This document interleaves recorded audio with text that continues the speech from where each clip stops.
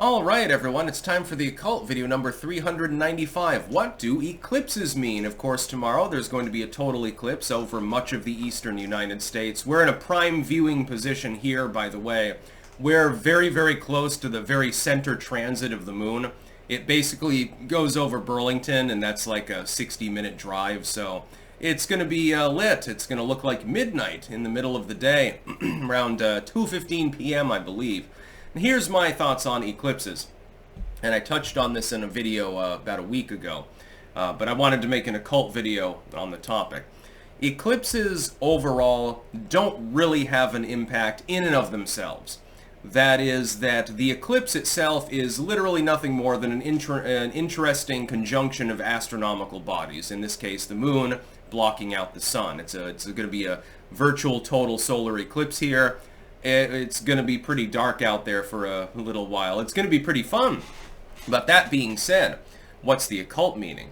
Well, within occultism, psychology plays a role. And so if you amp yourself up and you're saying, well, this is the eclipse, it's time for change, Mercury retrograde and all these things, it can be used for ritual purposes. In fact, I intend to conduct several of them today and tomorrow. I'm going to be releasing, I think, a sonic ritual for various purposes. That will be constructed beforehand and then uploaded shortly before the eclipse, and then I'll be conducting my own ritual outside for my own purposes. Why am I doing that? Well, number one, think about it in the symbolic sense, and symbolism plays a really big role within the occult. The sun is the reason that you exist. The sun is the reason why life exists on the planet Earth. The moon tends to be cleansing and reflective. It modifies that energy, so to speak.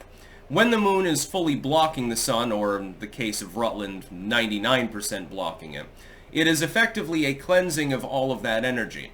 And so you can read into that what you wish. I've got my own interpretations. I'll be, again, conducting my own rituals. There'll be a little bit of bloodletting, I think, actually. That sounds like fun. Blood and rituals. Nothing wrong with that.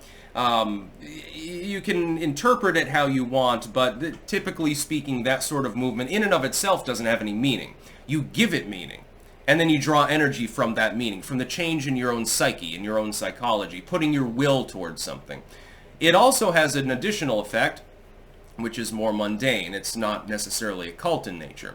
When the masses give importance to something like a comet going by, a meteor shower, an eclipse, or something like that, it changes their psychology too, collectively speaking. Especially in the digital age, where information is instantaneously transferred, potentially to millions of people. People read into these things more. I've noticed a rise in astronomical knowledge and interest, actually, since the internet has become public. Especially in the era of modern social media, where everything is instantaneous. Maybe a little bit less back in the 90s, when things were a little bit more slow. There's a rise in interest in paranormal and occult context. I wrote about this, actually, in Fruits of Eden. Second edition coming at some point. I'm going to get it re-illustrated and shit like that, because my illustrator is really good at botanical drawings and enjoys them, so I'm going to get that work redone entirely. It'll take a while, though. I accidentally my computer, and then I lost several of my work files that unfortunately I didn't back up. So I've got a little bit of extra work to do over the coming months, but it will be coming down the pipeline as soon as I can get it. The eclipse is roughly similar. The eclipse is agreed upon by large parts of the population as having some sort of relevance. That will change their behavior. It will change their state of mind, both for the positive and the negative. It depends on, of course, how they interpret it. And so it does have a huge impact, a disproportionate impact on human events. It's just that the eclipse in and of itself, if it were ignored, if people said, oh, okay, the moon's in front of the sun, that's cool, and then they went about their business, it wouldn't have any impact at all.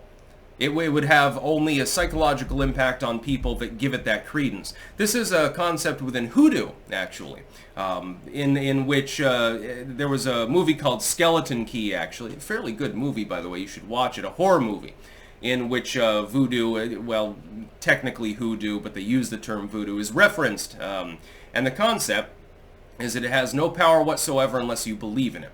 I don't believe in that in totality. The occult is real. Magic is real. I'm telling you right now, yes, magic does exist. There are forces beyond your recognition that operate within the universe and, well, possibly other dimensions that the average person cannot understand. But there is a dulling of the effect of this sort of thing if you don't give it any credence. But then again, your neighbor might give it credence. Now, might they? Well, then it might have an effect on you anyway. You know, your neighbor thinks that the end of the world is coming, goes crazy and kills you, or something along those lines. Or your neighbor happens to be me and staggering around in the garden with a wooden staff, bloodletting himself and shrieking to the skies, or something along those lines that might alter your state of mind as well. Everything being interconnected. It's actually a fascinating concept when you think of it. That's about all. Peace out.